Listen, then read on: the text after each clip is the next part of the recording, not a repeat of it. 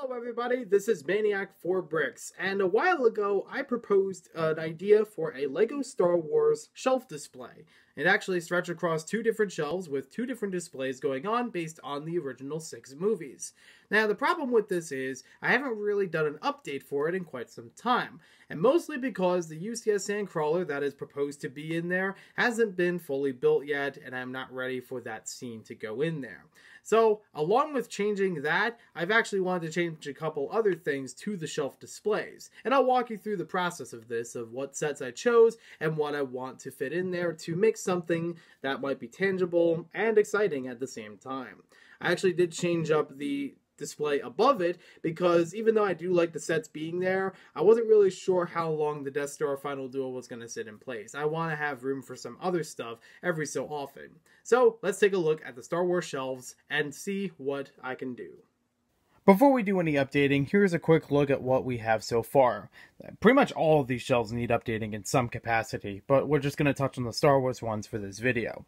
Quick thing here, the Infinity War shelf, that's supposed to be an Infinity War shelf. I mean, it's a Marvel shelf right now, but it was supposed to have 1 or 2 Infinity War sets in there. I was going to make custom landscapes that are based on environments in Infinity War, like part of Wakanda or something like that, but I haven't done that yet. Most of the stuff that's here has actually fallen over. If you want to see a better look at everything there, you can check out a separate video where I did a showcase of all of that.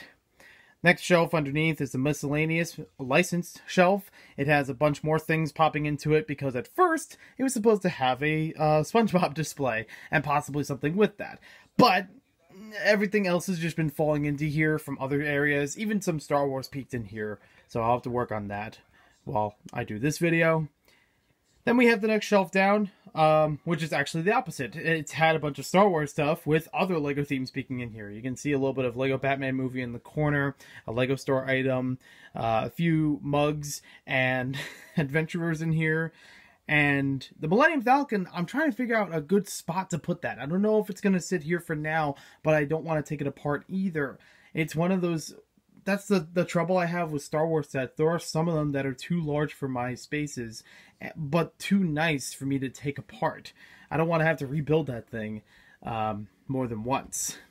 So, if we go a little further down, you can see pretty much the same thing happening with the lower shelf. This one has a few more non-LEGO or non-Star Wars stuff in here. There's like a little bit of Ninjago, a little bit of Trains, a little bit of LEGO Dimensions, a little bit of Racers, a little bit of Alpha Team, and a little bit of Teenage Mutant Ninja Turtles, of all things. It's not what it used to be. It's not what I've planned it to be. And the Droid Escape pod that used to be in here, I'm actually not sure if I'm going to keep that one in there. I do have an older one from about 2012 or so that I can swap out if necessary, just for better style, and I do have 1 or 2 funny ideas with it. Well, everybody, here's what I've come up with, and I'll try to do a better video at a later time where I can get the lighting worked out, maybe add a few more things. But at least for now, here is the update for the Star Wars shelf. And try to get it from this side as well. What I did was compile some of the things that were already on here, and then add a few more just to make it more diverse. I do like the idea of trying to fill the entire shelf with a specific theme like I did before. However, there's a lot of stuff that was moved around, and I kind of wanted to throw a few new things in there, but still give the old ones a chance. So, you can see in the middle here, we have the Hoth scene like we did before, but we now have a couple other setups of, you know, how everything's arranged. I do need to find all of my Hoth figures. They're in some bin elsewhere, so I actually have this bunker properly set up, and some snowtroopers to go towards it. I thought, well, I don't know about the AT-AT right now to fit that in, or what pieces I'm missing to it, so best to keep it out of the way for now. We have the A-Wing. This is actually one of my favorite Star Wars vehicles, like vehicle sets. This is the one from, I think, 2013, not the one that recently came out, like a year or 2 ago. It included Admiral Ackbar, Han Solo, and a pilot. And I threw a couple other things in there, so it has a little bit of a hangar feel. But I'm sure I could embellish that a little bit more later. But I do love the model here, and it actually has like a nice, decent space for it. Then we have Endor. We moved the ATST. I got confused there for a sec. we moved the ATST over to Endor, so it has a little bit more to do in there. Gives a big tall model for the scene. There's basically a battle pack in here, and then an Ewok attack set, which is basically a large tree with a lot of play features. Really cool. I might have reviewed it before on the channel, but I did also throw a couple other figures in there. I know the Luke in there is not the proper skin tone. I don't really care between any of these as far as the skin tone goes, but that is the original Endor Luke inside of there with the newer speeder. So that looks pretty good. And maybe some point later I could add trees or something. Or if I wanted to embellish this more and move out the hall scene, I can make a little bit bigger forced spread to this. Moving further down, the Millennium Falcon that I had in here before, I'm still going to stick it in here. Just not really sure how it's going to go. But I actually thought maybe if I add a few vehicles next to it, that might look pretty good. So we have the Cloud Car, the original version of it, not the new UCS one. We have the second version of Lobot in there. We have the Planet version. Well, that's one that Lobot came from. We have the Planet version, kind of like making it seem more distant. And then we have Bespin on the corner. So that actually gives it a little bit more of a episode 5 theming to it with those other vehicles. I don't know. I thought that might be fun and trying to experiment with things floating in the air so it fills up some of the background. Then we still have Tatooine in here. We shrunk that up a bit. We tried to move a few things around. So I do have the older Droid Escape Pod in there. I think it's from 2012. I didn't add in the funny detail because I have to find the figure for it. But I do have a funny detail with that. If you know older classic TV shows, you'll know exactly what's going to go there. And kind of why it's standing up like that. So be prepared for that later on. And check the social media just in case it gets posted there in advance. But all the other stuff, Jawas, Tatooine Raiders, Sand Troopers, pretty standard fare for that. And then on the other side, I have a small Geonosian droid army scene. I found a couple sets that actually went well together, and I decided to rebuild them, so there's a little bit of a scene there. Unfortunately, I don't have a lot of clone troopers right now, so it's 3 against like 10 or 11 if you count like these tank droids and droidicas and things like that. Yeah, it's a big droid army right here that these 3 guys are taking on. I'm sure they're around somewhere for the rest. Anywho, a couple super battle droids in there.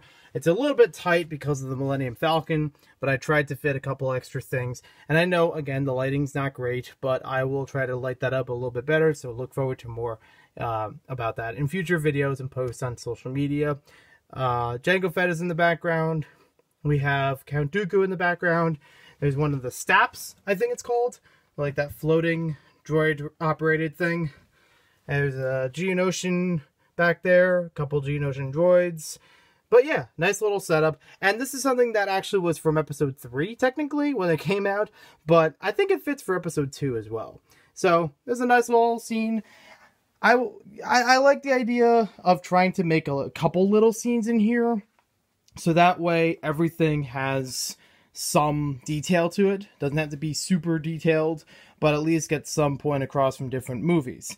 And since I rarely change this up, like the last time I did this was many months ago, since I rarely change this up, it's actually nice to have a little bit of a bunch of things, so it does feel fresh. And if I wanted to expand one, I have something to work with. If I wanted to change one out, it would be pretty easy to swap out. Like, it's only about 32 by 32 base plate for each scene on here. There is a little bit of shortage here. It's not enough to fit 3 32 base plates entirely across, so it's a little bit shorter there. And this one is a little iffy space. That's why it keeps bulking out to the other sides of it. But I think it looks pretty nice so far. Thank you for watching this video. Hope you guys enjoyed it. Stay tuned for a later video where I do a showcase of this, try to add some better lighting and music to it, and give it a little better feel. Maybe add a few more details. Let me know in the comments below what you think, if there should be something added in here. I'll see if I have it as a figure or a set, and hopefully not make it too crowded. We'll see you next time with more LEGO videos. Before we go, I want to mention a LEGO set that's been sitting in my collection for a long time. It has been missing for 2 years, and I've wanted to build it for a long time. This is set number 7665, the Republic Frigate from episode 1. This is one of my largest LEGO sets in my collection, and I've only built it maybe once or twice before. It takes a while to build, and it would be impressive for the LEGO Star Wars bookshelves.